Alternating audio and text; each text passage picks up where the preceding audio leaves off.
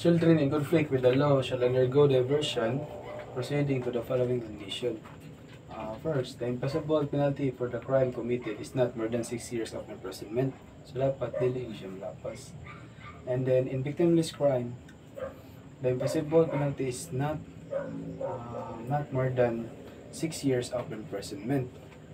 And in cases where the impossible penalty exceeds 6 years, ang diversion measures may be resorted only to the court. So, adto na siya i-court.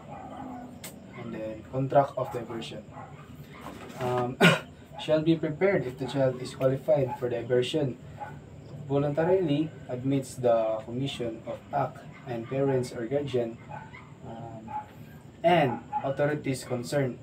So, ma-prepared rin siya if ever, ang contract diversion, ma-prepared rin siya if ever ang katong bata o katong offender, the juvenile offender rather, is qualified for diversion. So, mga na siya, if qualified will i-rehabilitate. And then, preliminary investigation and filing information. So first, when the child in conflict with the law does not qualify for diversion, so mga siya napod. And then, when the child, her parents or guardian does not agree to diversion, so ang parents nagyapay rights gyapon nga ang katong parents sa bata nagyapay rights nga mo ayon or unsay lang decision sa ilahang anak nga nakakuan og undergo ba siya og diversion. And then, when considering the assessment and recommendation of the social worker, the prosecutor determines that diversion is not appropriate for the children in conflict with the law. And then, so, court proceeding. Sorry na ta. And then, recognizance to her parents and other suitable persons. So, akong ginganihan. Then, release the children on bail. So, pagiog ka ng piyansa. And then, in the event the child is to be detained, the child shall be transferred to a youth detention home. So, youth detention home. So, mo na siya ang katong disability nga mo isilbi mo rehabilitate sa usa ka minor de edad nga kanang nakasa or mo na siya i-rehab siya dito sa youth detention home. Ito siya dito. And then, automatic suspension of sentence.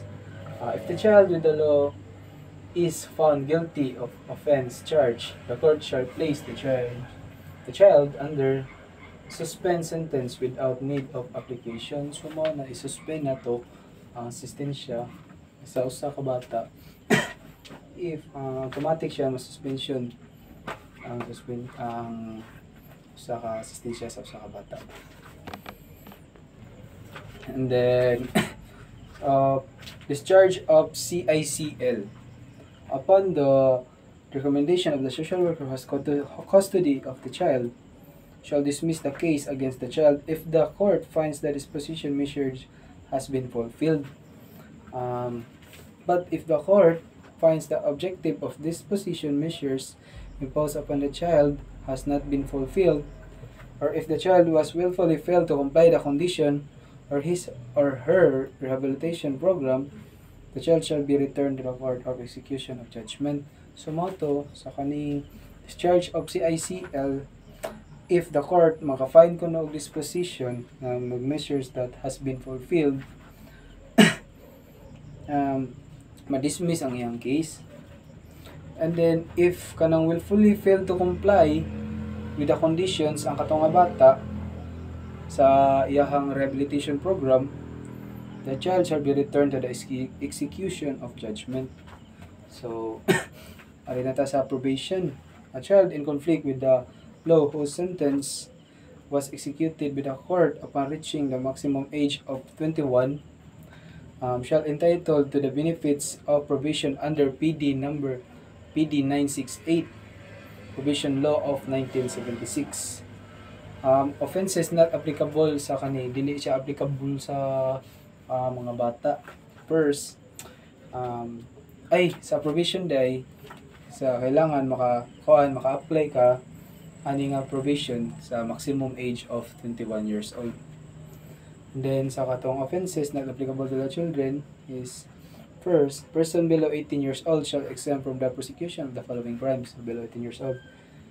And vagrancy and prostitution under the revised penal code. So kani di na siya applicable niya sa mga offense nga not applicable. And then mendicancy under PD number 1563 and the snipping of rugby PD 1619.